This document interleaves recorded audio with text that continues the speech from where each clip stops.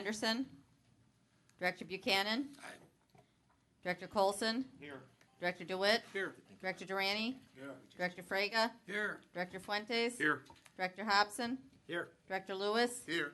Director McGallis? Director Melvin? Here. Is that it? Did I hear? Yes, he's on the Okay. phone. Director Payne? Here. Director Ross? Here. Director Totten? Here. Director Troiani? Chairman Dillard? Here. We have a quorum of 13 present and 3 absent. Great, thank you. May we all rise for the Pledge of Allegiance, please. I pledge allegiance to the flag of the United States of America and to the republic for which it stands, one nation, under God, indivisible, with liberty and justice for all. While we're still on the order of the Pledge of Allegiance, this morning at the Hinsdale train station, I was greeted by the wife of my local Veterans of Foreign War chapter from Hinsdale. And Director Frega, I have my poppy on this morning, and I was delighted to see when I arrived at Union Station, they were selling poppies there as well. But just one cute story on the Pledge of Allegiance. Following September 11th, within a week or so, this woman's husband, who was the head of the VFW in Hinsdale, and a couple of chapter members came to see me, and I was a state senator at the time, and she said, "Do you know, Senator Dillard, that we are one of only 9 states that doesn't say the Pledge of Allegiance in high school?"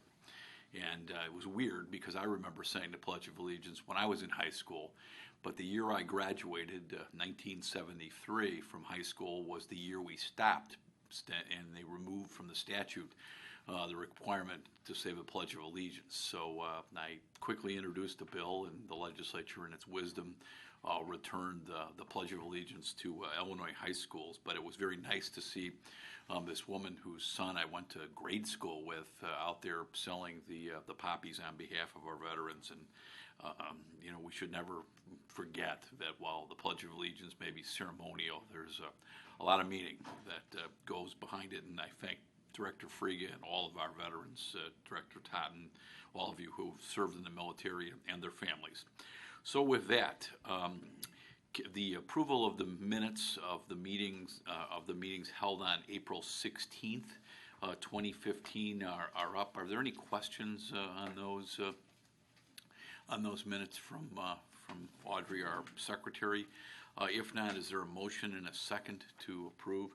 Director Frega moves that we approve, seconded by Director Colson, the minutes of April 16th, 2015. And for that, let's get an established roll call if we can. Madam Secretary, please take the roll on the approval of the minutes. Director Buchanan? Aye. Director Colson? Aye. Director DeWitt? Aye. Director Durrani? Aye. Director Frega? Aye. Director Fuentes? Aye. Director Hobson? Yes. Director Lewis? Aye. Director Melvin? Aye. Director Payne? Aye. Director Ross? Aye. Director Totten? Aye. Chairman Dillard? Aye. 13 ayes and 3 absent. Thank you. And, Chairman, one quick point, just Yes. so the record is clear. Director Melvin has completed the necessary paperwork to participate via phone. Excellent, thank you. And I remind all of the directors that we're now in the 21st century in mass transit, and we are being recorded, and we are beaming this up on the World Wide Web. So they're watching you today in Asia. So everybody be on their best behavior. The next item is item 4, which is our normal public comment. We have no requested speakers this morning, so we will move on.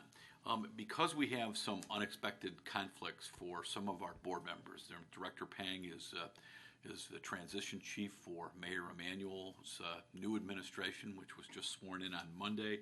So some of us have, I know Director Buchanan has time commitments. We want to take care of the real business, the business that requires recorded votes now. And we're going to, with indulgence of all of you, jump out of order just a little bit.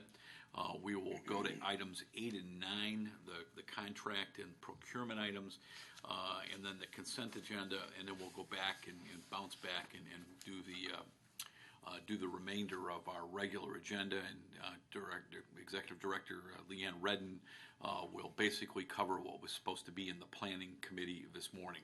So let's go to item 8, which is the approval of contract and procurement items as they appear on the board agenda. We have 2 items today. You want to separate these out, or can we do both at the same time? Any problems?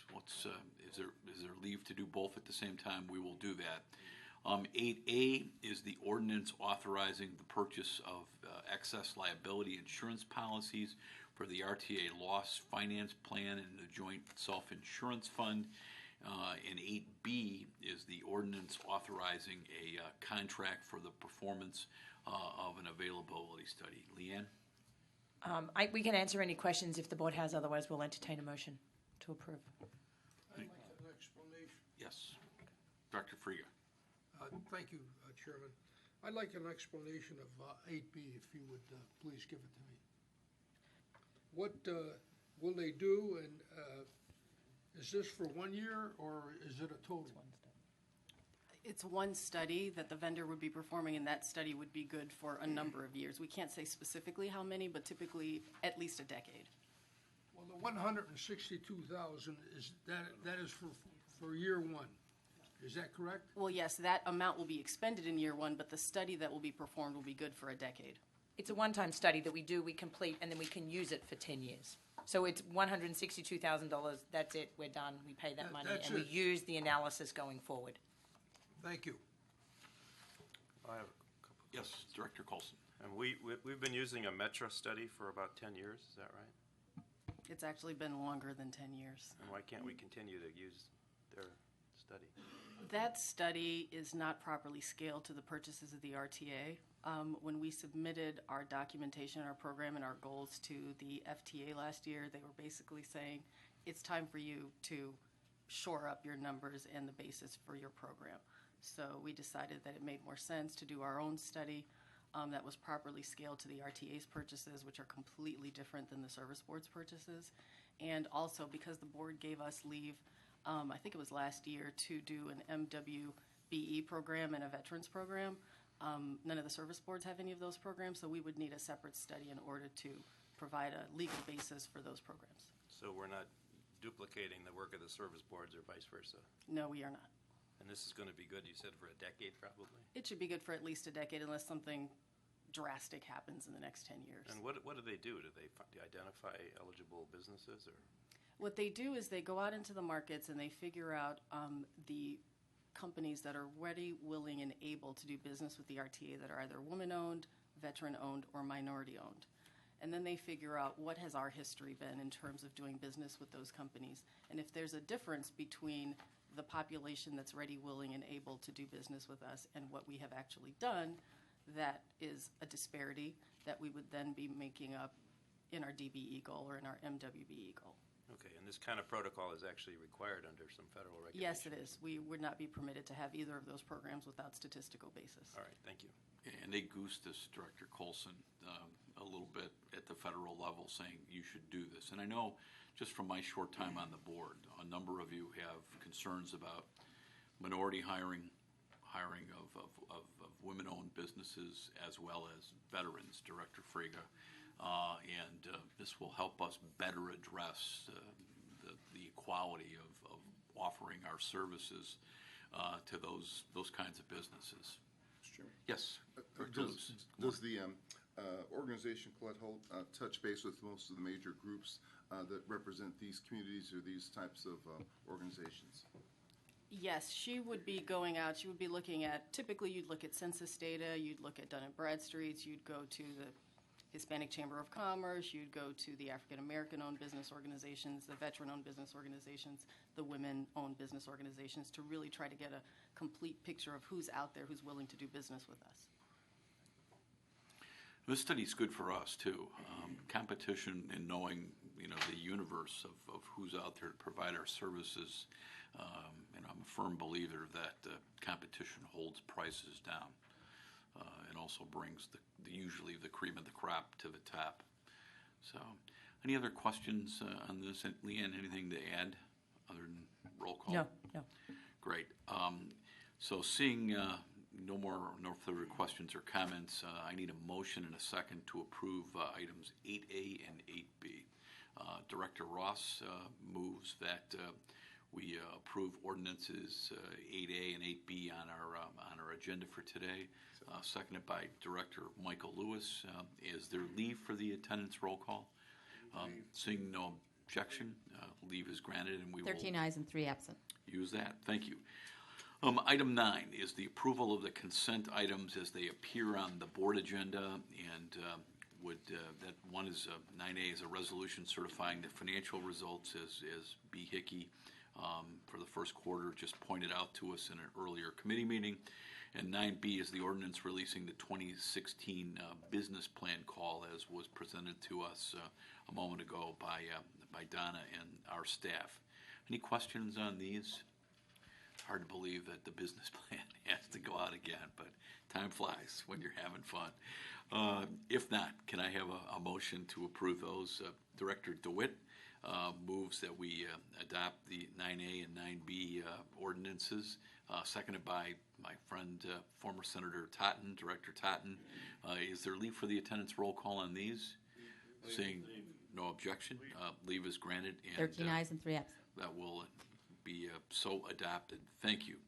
Item 5, I guess, is next, is it not, Leanne? And that's the RTA's Transit Advisory Committee update from Barry Taylor. Correct. Morning. Good morning. Barry, how are you? I'm well. How are you? Good, thanks. So this is our quarterly presentation to you on what our committee has been working on. We last met on April 20th and covered a few items. Once a year we get an update on the statistics on a variety of things that are relevant to our committee, including paratransit customers, paratransit applications, the certification helpline, and the travel training program. And we were briefed on that and given a good understanding of sort of how those numbers have changed, and you've got those as well.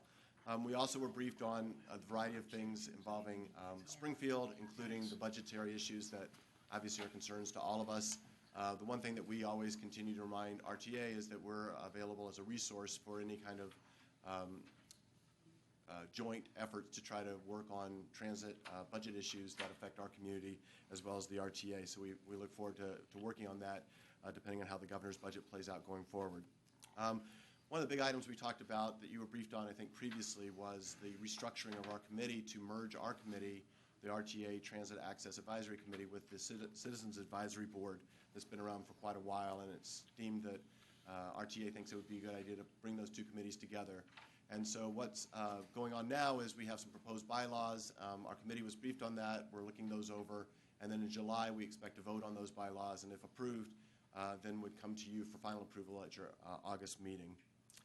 The other thing I had mentioned before when I was here is that this is the 25th anniversary of the Americans with Disabilities Act, and there's a big initiative called ADA 25 Chicago that's going on across the city, a variety of initiatives, and the RTA has agreed to be a partner organization to do a lot of outreach and awareness, both internally as well as externally, on ADA and transit issues. There was a big kickoff meeting that we attended that had a lot of prominent folks talk, including Senator Durbin and the Lieutenant Governor, talking about how this is an important issue and that it's not just about celebrating an anniversary, but also trying to develop legacy projects that will extend beyond the anniversary year. And so our committee continues to work along those lines. And then finally, Michael Vandercreek briefed us on the Paratransit Assessment Centers project that you've been advised about, and they're in the finishing up the research phase, and it looks like the recommendation is going to be 2 centers, one on the north side and one on the south side. Michael's going to come back with some final recommendations, I believe, but it seems like that's moving appropriately, and I think the concerns that some of the regional folks had about the reach for folks who are outside the city were addressed adequately by Michael, so I think that's moving forward as well. And I just want to thank Rosemary Gertie for her continued support of our committee, and we continue to do our work. Any questions? Any questions of Mr. Taylor? Barry, thank you very much, and make sure you always thank the member of those committees for their input and service. It's really Certainly. valuable. Director Todd. Thank you, Mr. Chairman. I have a comment on the merger. I've talked to a Leanne about this. Is the Citizens Advisory Board a legislative mandate? Yes, It is? yes, it is. Is it difficult to take the mandate and move it into something that's not a part of it? Yeah, we worked together on the bylaws to make sure that we were meeting all the statutory requirements. Last week I pontificated on the mandate situation. To me, this is a mandate that's absolutely useless now. And that's the reason you're doing the merger to some extent, because you could never get committee hearings together and people didn't attend, there were not enough appointments. And even though there's not a budget item that allocates a certain amount of funds to the Citizens Advisory Board, there is considerable staff time that goes into preparing for meetings and making sure members are going to attend and everything. But one of the reasons I understand the merger is coming about is because none of them, you could never get a quorum. And the meeting was not held. So, you know, rather than do the merger, maybe you ought to talk to Jeremy and get a bill in and get rid of the Citizens Advisory Board. If I remember, we created the Citizens Advisory Board, and maybe Chairman Dillard can remember this, because it was a sop to suburban legislators to have some oversight on the RTA, okay? And it was supposed to be a watchdog to some extent. Well, if I look at some of the membership, it's not a watchdog, it's a lapdog to the RTA. And I think it's actually the situation with the advisory board is it's useless now. Rather than merge it, let's get rid of it. It's just one mandate that doesn't work. It's too bad it won't save a ton of money, but I've said enough. Thank you. No, thank you. And, you know, of all the members here, you go back to the beginning with the RTA and understand the history better than anybody else. Why don't we do this? When Jeremy is in Springfield, like Leanne and I will be next week and maybe into July, but hopefully not. Let's get together with Jeremy and make sure that Director Totten is involved, and let's talk this through and let's see if what we want to do, and come back to the board for with a recommendation. And if we need to do anything statutorily, let's talk to the General Assembly in the fall veto session and figure out whether we want to do anything. So I appreciate that history very much. Absolutely, and this is really just the beginning of those conversations. We have a very successful and very engaged group with Barry and that group that comes together, and we had sort of thought, we do also very much seriously appreciate citizen input, and so you don't want to sort of shortchange that opportunity, and we were trying to think about sort of ways to move that forward collectively. So we are certainly open to conversation. As I said, it really is kind of just the beginning of that discussion, so we will re-engage with some of you on a little more detailed level, and we'll brief you. And none of this can change until actually the board approves amendments to bylaws anyway. Right, and just to assure the public, I mean, most of us on this board are out in our communities. If you're one of the county representatives, you're doing county meetings. I move around, and I regularly meet with anyone that requests meetings with me. I drive the staff crazy because I say, hey, this person has requested a meeting with me. What appropriate staff I send to Leanne should I have in these meetings? So, I'm accessible. I just want the public to understand we're out there listening. So any citizen that wants to advise us can clearly, get to any of us who are appointed representatives of different constituencies throughout the Chicago area. So, I take the Citizens Advisory Committee, very seriously, but I want people to know whether they are there or not, we are all open for advice constantly, as is our staff. So I guess that's the good way to put it. But thank you, Director Totten, and let's get together with Jeremy and Director Totten and think these things through. Barry, thank you very much. Really appreciate it. Thank you. Okay, next is item 6, Executive Director Redden's report. Thank you. So we will, I'm attempting to make this the longest ED report for this year so far because we're going to throw the planning item into the middle of this. So I will start where I always start with the state delinquency. As of today, the state owes us just shy of $272 million. Before I jump into the rest of my report, I wanted to just take a moment to recognize that Forrest Claypool, as I think you all know, has left the CTA and has moved over to City Hall as Chief of Staff for Mayor Emanuel. I wanted to personally thank Forrest for his support and leadership over the last few years.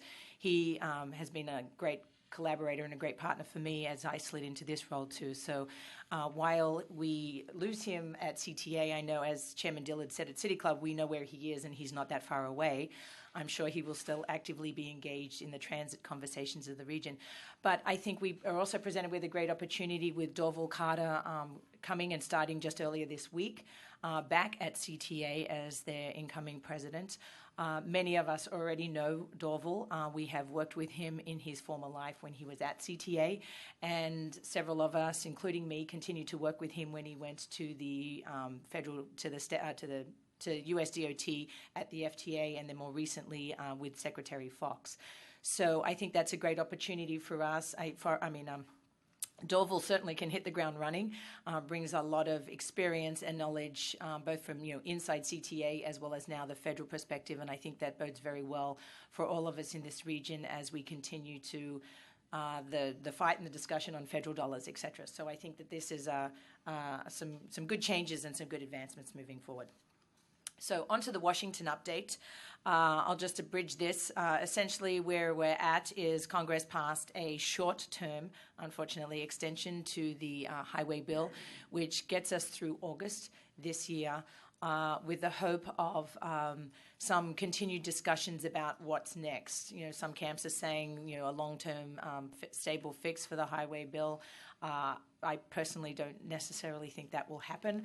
I think they might kick the can, do another short-term continuation, and perhaps kick it beyond the next presidential election. But we will continue to stay engaged, involved in Washington as things advance. A couple of other things that have happened, though. Paul Ryan says he will be holding hearings and discussions beginning in July about the long-term outlook of the highway bill. We will let you keep you apprised, and we should know a little bit more about what that sort of outlook looks like sometime later July, and we will move forward. Senator Kirk actually recently put forward a letter to the Senate Transportation Subcommittee that was actually backing President Obama's request for at least the $351 million for core capacity and other key programs that would benefit our region. So we were happy to see that letter. A couple of other things on the government affairs side of things. We communicated with our congressional members and their staff regarding a bill that passed out of the House THUD, or Transportation, Housing and Urban Development Committee last week. The bill funds the core capacity and the Tiger programs across the country, but the point of our letter was they proposed funding them at a lesser value, and that this region will take a significant hit if that in that situation. So we put in some fairly strong language to our delegation recommending that the authorizers balance and support funding for what we call legacy systems or big older transit systems and support the infrastructure that we have. We got a lot of positive feedback from our delegation, and we'll continue to work with them. And in fact, the 11 members of our delegation signed on to a letter actually fully requesting fully funding that. Representative Dole is becoming a member of the Ways and Means Committee, so we hope to have a even stronger voice and a stronger champion for some of our issues, and specifically on the transit tax parity legislation that is potentially pending. One other thing I just wanted to touch on, we have also had, everybody saw the situation with Amtrak out on the East Coast, and PTC has been, Positive Train Control has been in the media a lot about something that we all, that the rail systems need to move forward on. Metra has, as many of you probably recall, part of their capital program that they approved as part last year's budget included some of the fare increase was going to be set aside to actually help fund and support and advance the PTC program.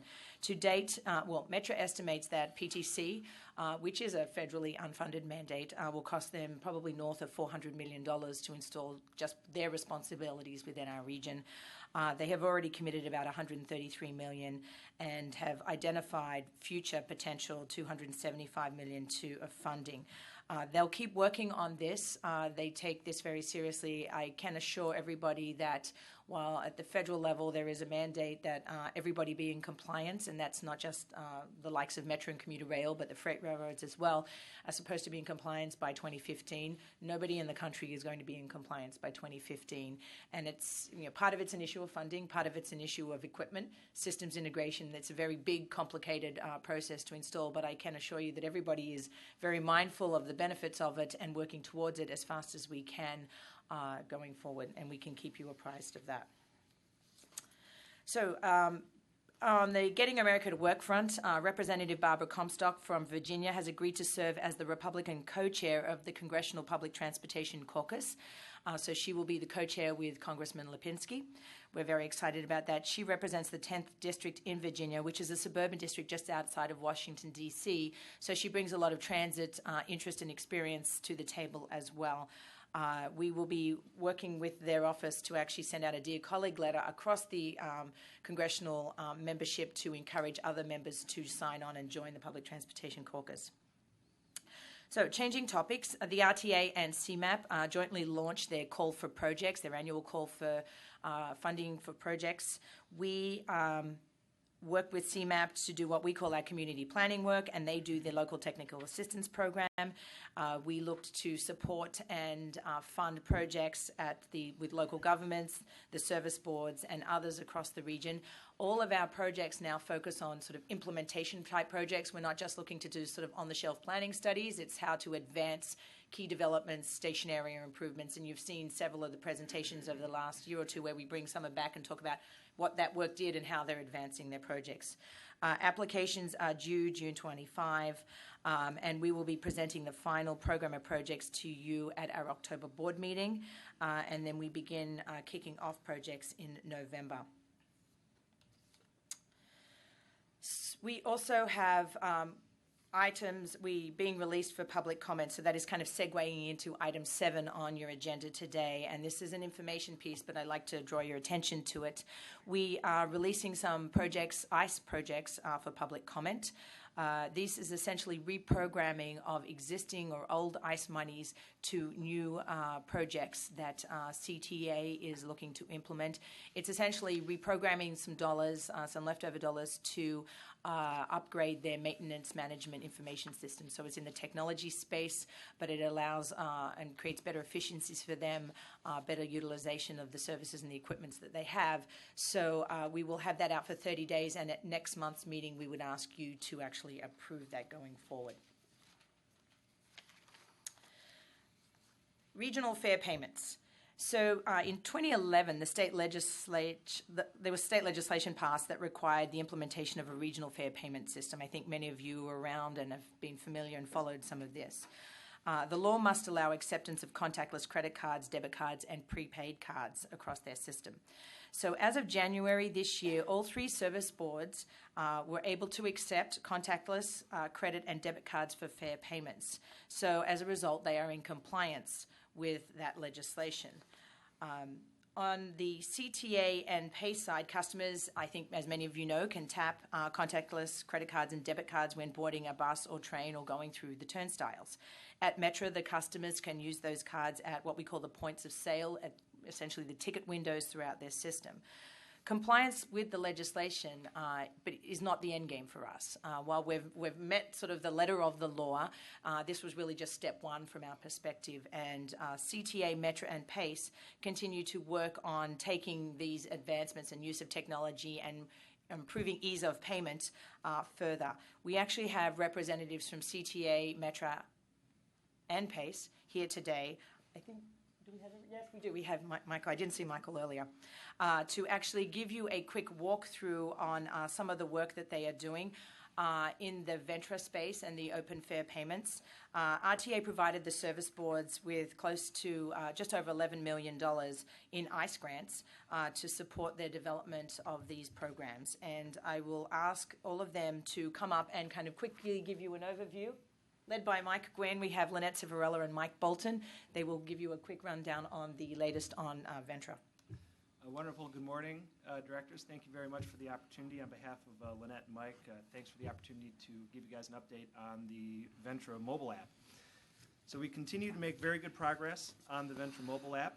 We're nearing completion of the financial testing portion in a live environment, which really caps off an extensive and very valuable internal user testing period. And we'll soon be starting our public testing with members of Smart Chicago Collaborative's Civic User Testing Group, or the CUT Group, which is a highly regarded program that helps test mobile apps through the use of a pool of experienced app testers. Testing with members of the general public will follow. If you'll recall, we requested people to submit and volunteer to be testers, so we'll be starting to take advantage of those people who volunteered soon.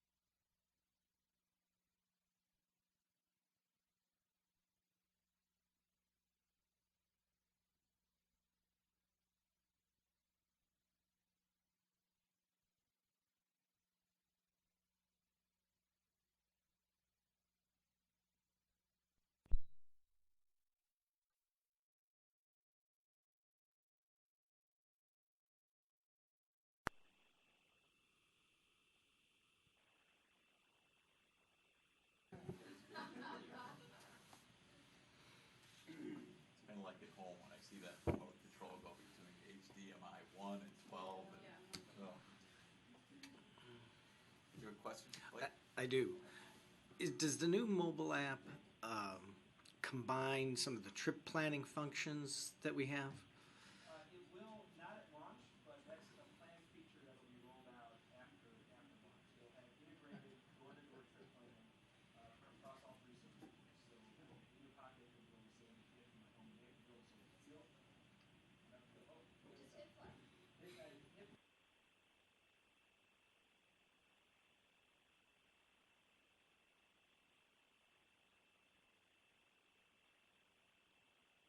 So you just put that in there, and what will be brought up is all the information that you have in your Ventra web account. You see the navigation drawer here. We'll start up to the My Ventra Cards account management feature. You click on that, and every registered card will appear there. You can add transit value as well as other things. We'll demonstrate that process. You just click that Add Transit Value button. These are the same amounts that are on the website that you can add. We'll start off with adding $15. Click on that. click checkout. This is the funding source that you have already in your Venture account. You just confirm it by putting in your password. You can click the button if you don't want to have to do that every time. Hit buy now. Wait just a few seconds. And that $8 of balance that you had, we added 15, so $23 is loaded into your transit value. That's immediate. You can also add a pass. If you go down there, click on the add pass. These are the different passes that we have. We'll choose a CTA 1 day for this. So you click on that. You go to your payment method. You can see the transit value is an option as well as a split payment. And the stored credit card. For this, we'll just use the credit card. Buy now. Wait again, just a few seconds. And now that pass, you can see it there in the middle, appears in your transit account. You can also manage auto load settings, which we encourage everybody to do, so you don't have to worry about reloading. Just flip that switch. It explains that once you go below $10 for transit value, you'll reload automatically. Use that little slider to determine how much you want that reload to be, minimum of $20. For this, we'll just settle at $30. Hit checkout. Put your funding source, select your funding source. Read and accept all those terms and conditions, please. Hit accept, and off you go. You can see that that little switch is now green. You're all ready to go, and $30 is the amount that you will reload. Then the last thing that we'll just show is that you also can see your recent transit activity, whether it be a sale, past purchase, or a tap at a gate or on a bus. Just hit that button down there, transit history, and it comes up. So that's pretty much the Ventra management. I'm going to hand it over to Lynette to talk about the Metro portion. So this is buying a Metro ticket. We're in the app already, so we're going to go ahead and hit that Buy Metro Ticket shopping cart. And from there, you'll be asked to select your rail line. So in this example, we're going to select the Rock Island District. So we click on the Rock Island District, and it's going to ask us where we want to depart from, and we'll depart from LaSalle Street. So we'll click on that. It'll take just a second, and then it's going to ask where we want to go to, and we'll go ahead and click that. We're going to scroll all the way down and go to Tinley Park for this particular example. And what you have there is we'll click on Tinley Park, and it puts it in there. Now, all of our fare products that are available will pop up on the screen when you hit the fare collection, not only our regular products, but also all of our reduced products. So what we're going to do is click one way, because we're going to purchase a one-way ticket. And you can also purchase multiple tickets. So if you look at the little plus mark next to the one, there we added a second ticket, and we'll add a third ticket, and you'll see that the price then goes ahead and changes. So we can go ahead and check out. Same checkout process as the mobile app. We clicked our payment. Now we're going to click Buy Now. We've already clicked that box that we don't want to put in our password, so we don't have to do that this time. And then we'll go ahead and purchase that particular ticket. So once the ticket is purchased, it is going to be put into the My Metro Ticket account spot, and it says Stored Tickets. You'll see we have 3 of those tickets there. If we want to go ahead and launch one of those, what we're going to do is select the ticket. So you go ahead and select that, and we get a confirmation. Are you sure you want to use this ticket? Because what that does is launches the ticket. So we're going to go ahead and press yes, the use button, and what that's going to do is bring up the Metro Mobile ticket. This is the ticket then that you show to the conductor when the conductor comes through the train and says, "Tickets, please." There's a number of different features with the moving and color background, and if you notice, the color is changing from blue to orange. As you tap the screen, the conductor will ask you to tap the screen. That's one of the safety features, security features in there that shows us that it's an actual live ticket. We also have a QR code, and the QR code, when it comes up, it will show the expiration time and when the ticket was activated. So that's what we have on the QR code. Yet another little piece of interesting information that we have on the overall mobile ticket. So you don't have to have this ticket up on your screen the entire length of your trip. You can actually move away from the screen. And what we're going to do is we're going to back out of the ticket. We're going to back out of the actual Ventra mobile app, and we're going to check the weather because people are going to want to use their phone while they're on the train. So here we go. We're checking the weather. It's 52 degrees when we went ahead and did this video on Tuesday. We're going to go back into the mobile app. We go back into now you see tickets in use. We pick that one up, and there is the ticket that you had activated. And that's the ticketing process, the mobile ticket of what you see. And again, you see the scrolling and the ability to go ahead and tap the ticket. So quick condensed video. As Mike said, we did not do the trip planning tool, the trip tools, or the real-time information for the video today. But at this time, we can take any questions that you might have. Just very quickly, a couple of the benefits to PACE passengers. Right now, you're able to buy a monthly ticket, and then you have to go and get a separate Link Up or Plus Bus sticker that goes on the pass. With this, you'll be able to, once you purchase your monthly ticket, you'll also be able to buy an electronic Link Up or Plus Bus, so that, and it's set up so that you really only can get one of them. So again, a security feature for PACE so that we don't have people buying a super discounted Plus Bus or Link Up and riding the system someplace else because it's specially designed for people. The other big features in this that we're already seeing some benefits in our testing, and that is that we can check on we know where our buses are, and we can go and find out where the CTA bus that we want to go to check to see if it's on time, and we can also check to see what's happening with the Metro trains. So it's right now in terms of account management, real-time information, and this modification, a modernization of the Link Up and Plus Bus are the key features for PACE in this. One of the other quick things that I'll tell you is we already have customers who get on the bus and they tap and they realize they don't have enough money. They will go to their web account on the system, add money, transfer money into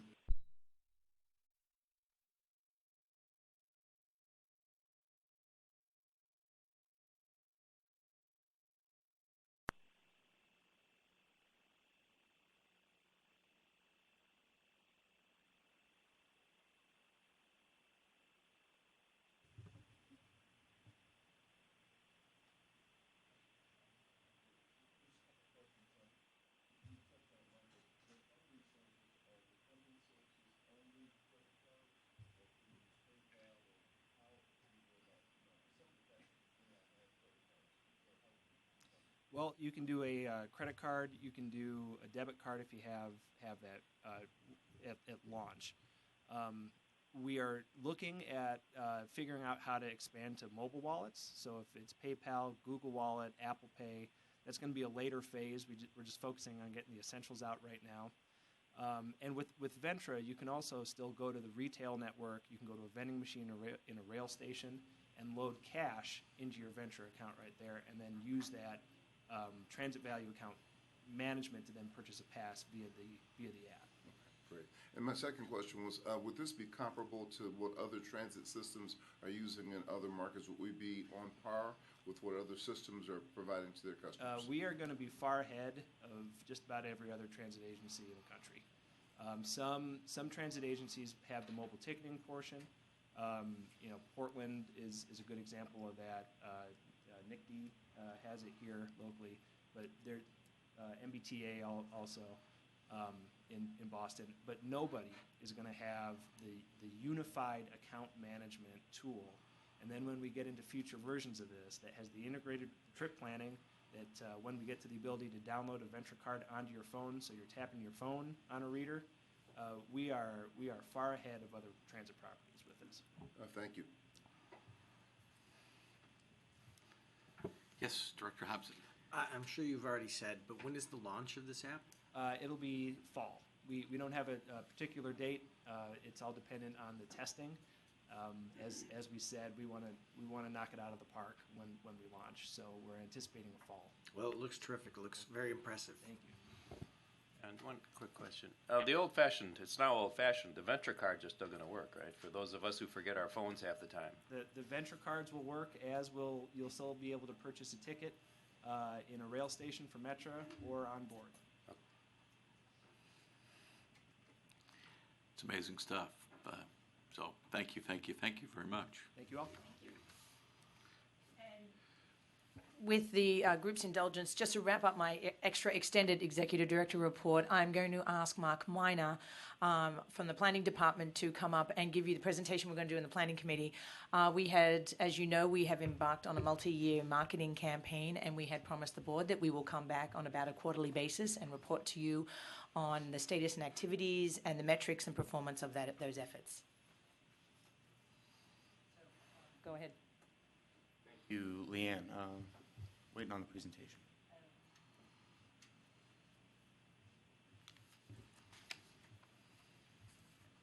Can we get back the planning presentation, guys?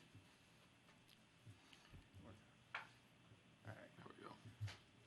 Thank you, Chairman, and the rest of the board. As you remember, I last presented an update on the Ride On marketing campaign in January, right when we launched the campaign. At that time, I promised to continue to keep the board updated as to the progress of the campaign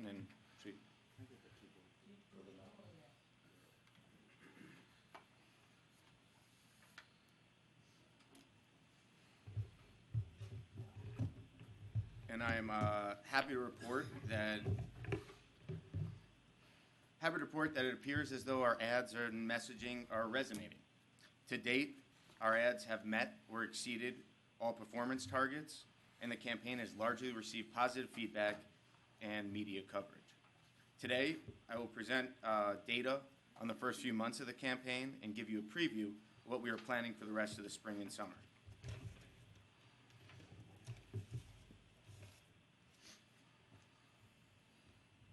As you may remember, the campaign is titled Ride On and is built on the premise that CTA, Metro, and PACE do more than simply get you from point A to point B. They help you maximize your lifestyle by saving you time, money, and even peace of mind. One of the major channels we are using in the campaign is online display ads. These are animated ads that show up on websites in the form of banners and cubes, like the one on the left, and on mobile devices, such as the one on the right. Through the end of April, our online display ads have delivered close to 20 million impressions, with a click-through rate of nearly 0.14%, more than 50% higher than our target. These ads have delivered over 230,000 conversions, which we define as an occasion where a customer not only clicks on the ad, but actually uses the RTA trip planner to plan a trip, get real-time information, or view a transit schedule. From a cost-effectiveness perspective, the digital display ads are running approximately 40% ahead of our initial estimates. Another channel we are using for the campaign is Facebook. Our Facebook ads show up as sponsored posts within users' timelines, as illustrated on the screen. Through the end of April, our Facebook ads have delivered close to 10 million impressions and generated a click-through rate of 0.17%, nearly three times higher than our target. These ads have delivered nearly 500,000 conversions, and the costs have come in significantly lower than anticipated. The campaign also features 15-second pre-roll video ads that you must watch before you get to the online video you actually want to watch.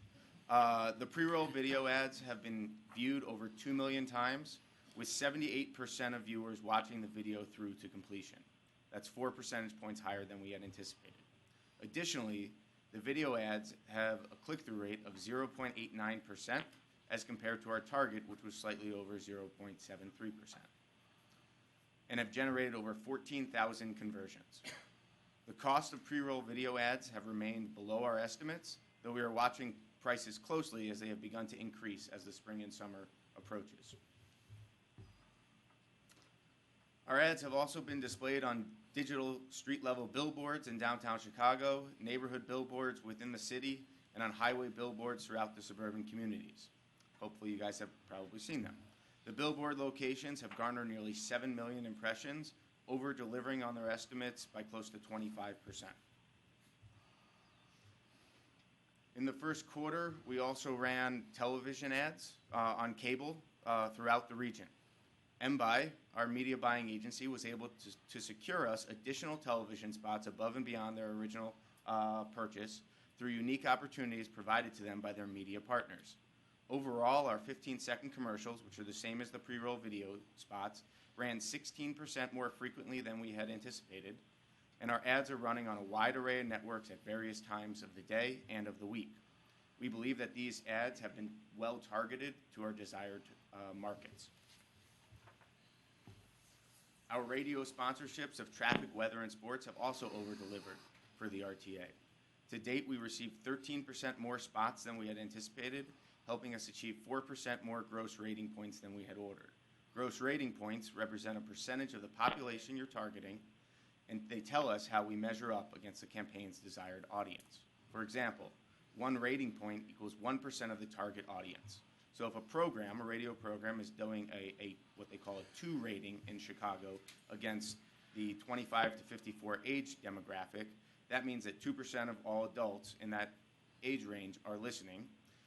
So if we ran 5 spots within that show, our total gross rating points for those 5 ads would be a 10. So you take 5 spots times 2%, you're getting the 10 gross rating points. We have received so far over 225 gross rating points.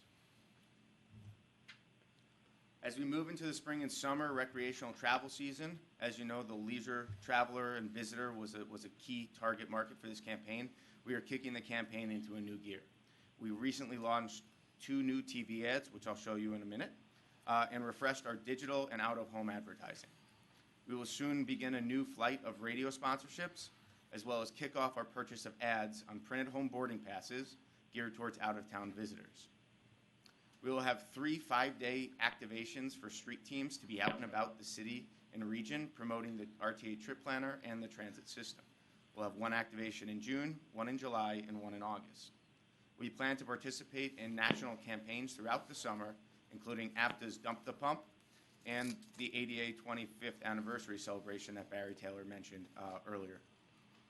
Additionally, now that we have been in the market for a few months, we'll be conducting our first round of brand tracking research to see how well the campaign is achieving its goals of increased awareness, improved perception, and growing ridership.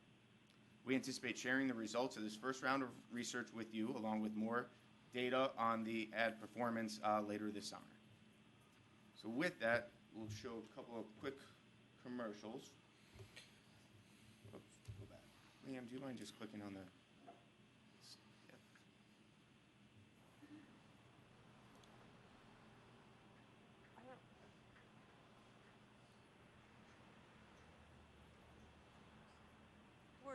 I think we're Yeah, good. No, wait. What do you want? Please insert more money. Please insert more money. Really? More money, more money, more money.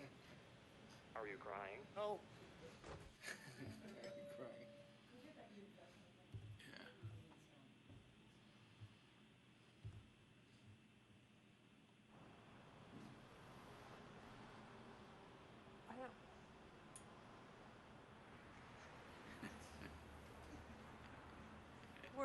I think we're good. No, wait.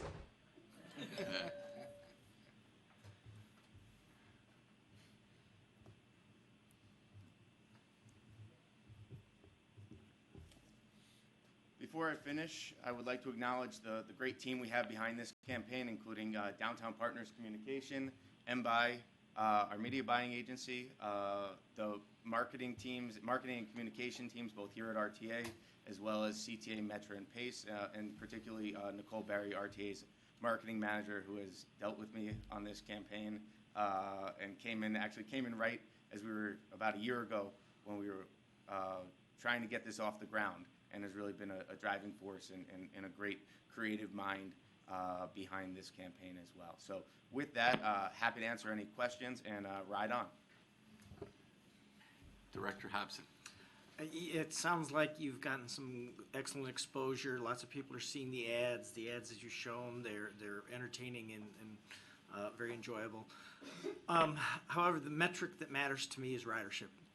And if we go back to the finance director's report, ridership is down across all of the agencies except for a minuscule increase at Metra. So based on that and based on the information I have, I'd say that it's been ineffective. Would you agree with that? I think it's a little too early to tell. Obviously, there are a wide array of factors that go into ridership. marketing being one of them, and you know, depending on who you talk to, how big a role that plays is at some level debatable. What I would say is we're still have to do additional research. Right now, we only have ridership, I believe, through March, or are we in April? I don't know.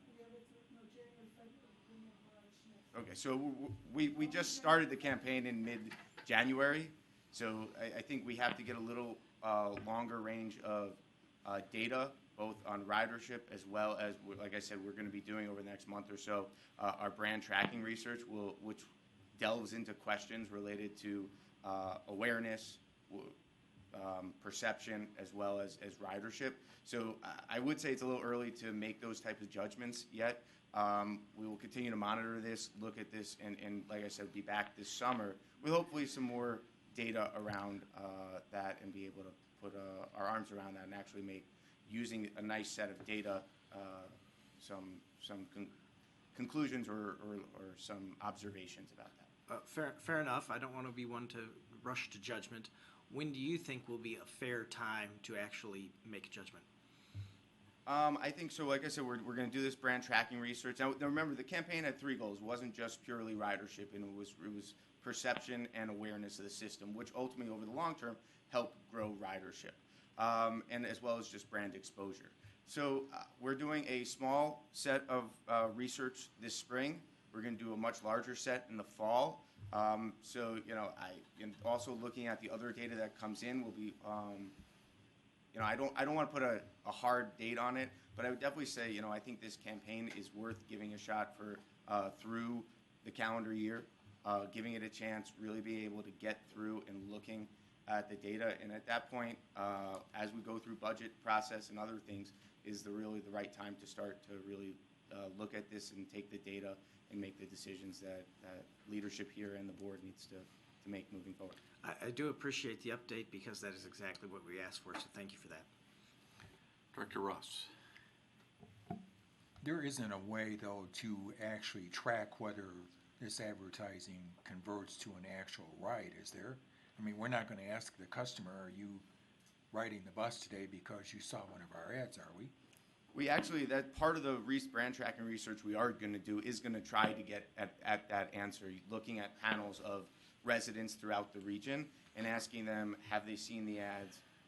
Are they riding more? And trying to draw that parallel. It'll be very interesting to see as we work through the research, are we able to, with enough confidence, statistical confidence, be able to draw that fine a conclusion?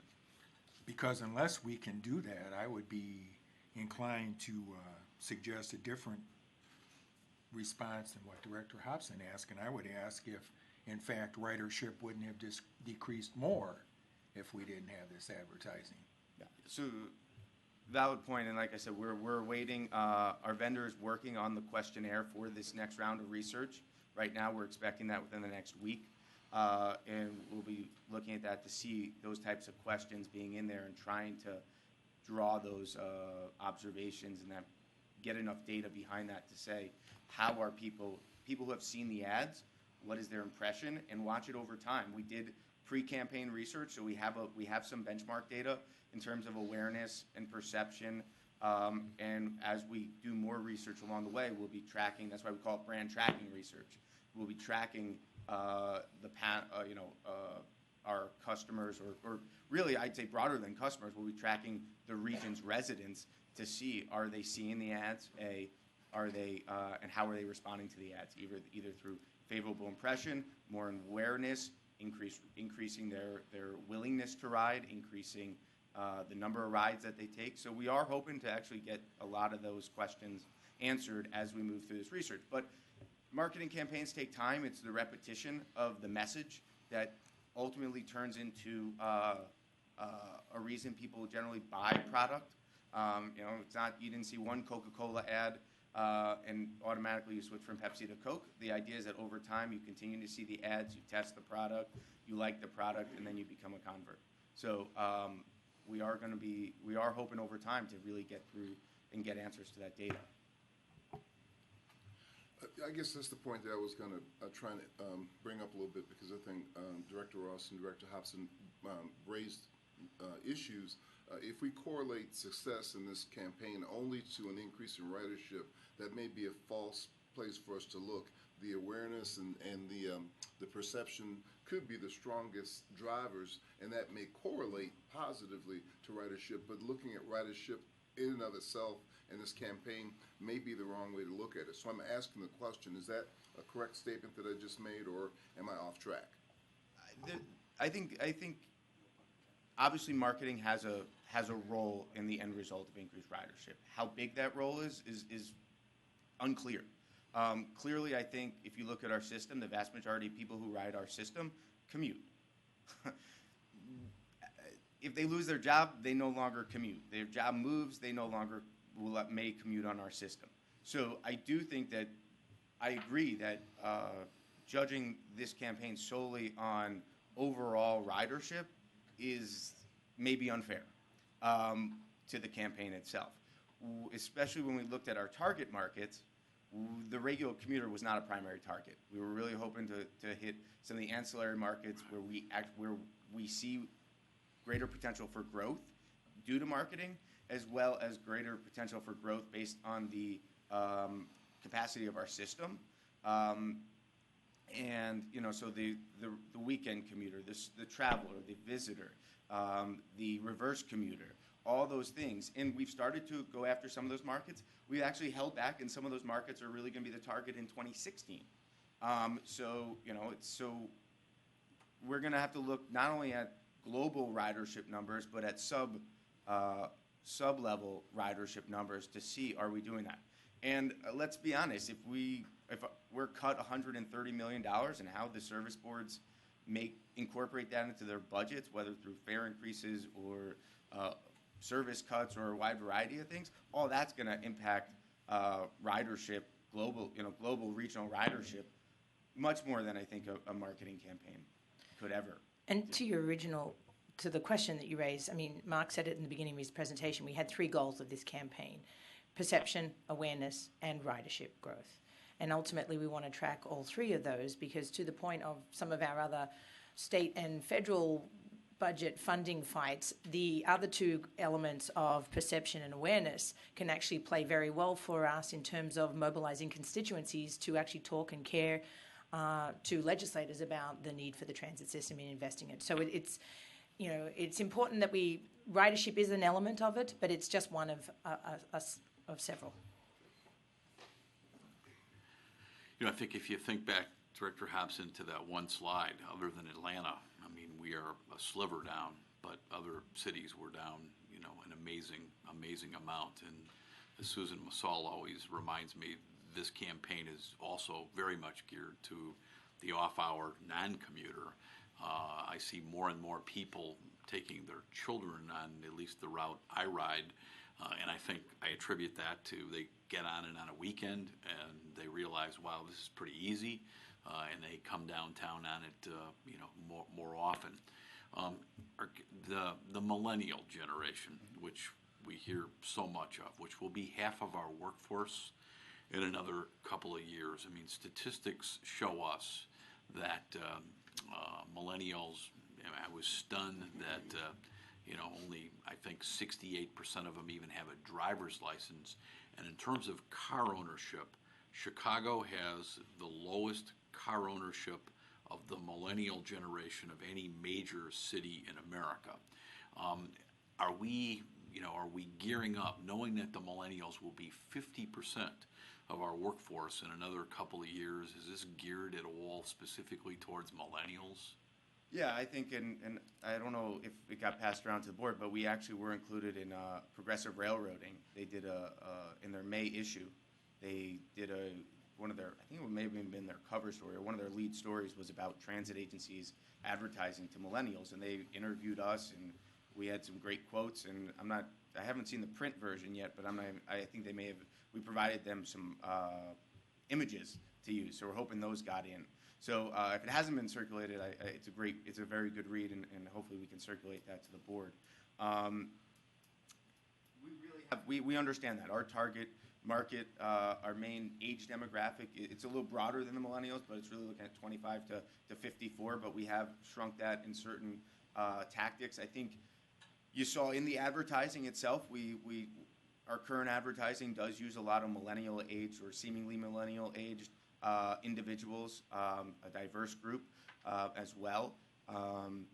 Secondarily, you look at the tactics we're using, the online ads, the social media advertising, the pre-roll video, all those things. Those are really the places. Those ads show up in the places that millennials are getting their information, are going on that, and we're continually looking at that, and that's why we have a great partner in MBI who is on top of that market. We have some of our neighborhood digital boards have been spread across the city, and we do have a bunch of ads running in neighborhoods that are heavily populated with millennials and young urban professionals. So we feel that yes, we are doing a very good job, and the data backs it up at focusing on that younger millennial demographic. Just one little side note. I was in Dallas 2 weeks ago and saw the Dallas Area Regional Transportation Authority. And we know, you always show us statistics that bus ridership is down for a lot of reasons, including, I think, people take divvy bikes now, those millennials.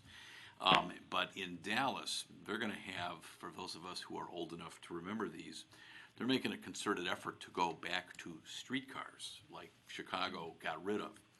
And the reason they told me they were doing that is they believe that millennials, as we know from L traffic, which is way up, Metra up 1.2%, millennials will take rails, but they, for whatever reason, psychologically do not get on the bus as much as maybe my grandmother used to. And so Dallas has made a concerted effort to go to streetcars because it's viewed differently than a bus. So you can never lose sight of of our demographics, and the millennials are driving it, as well as pressure for paratransit, people with disabilities, and we're all getting older. We're going to be using those PACE services more and more. As I point out, we're a sandwich generation. The millennials on one side with young people and an older demographic up above. So, but these ads, they certainly connect with me. I think they're good for our perception of professionalism and getting people on our system. Anything else? Thank you. Yes, Director Todd. Thank you, Mr. Chairman. Following up on Leanne's talk about the money being involved on train safety with speeds, I find it rather, this probably makes no sense, but I'm going to say it anyway. I found it rather ironic that on one hand we're spending billions to slow trains down, and on the other hand we're spending billions for bullet trains to speed trains up.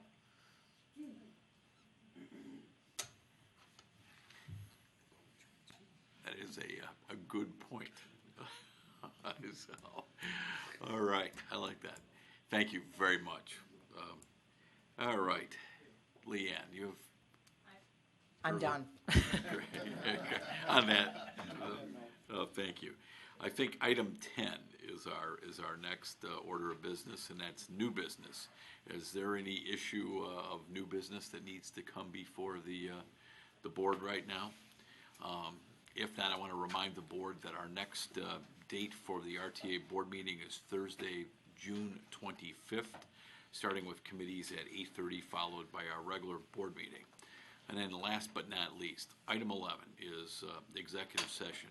And I don't believe, other than litigation that we're going to discuss in executive session, that we need to come back after this. So Nadine, can you cite the reasons legally why we're allowed to go into a closed session? Pursuant to subsections 2C21 and 2C11 of the Open Meetings Act, if the board would vote to adjourn from executive session, we could do so after that portion of the meeting. Great. Thank you. So with that, will somebody move that we... perfect. It's been moved by Director Fuentes, seconded by Director Durante, that we resolve ourselves into an executive session, and for purposes of this, we are adjourned. So if there's leave for the attendance roll call, Seeing no objection, leaves granted. Thank you all very much.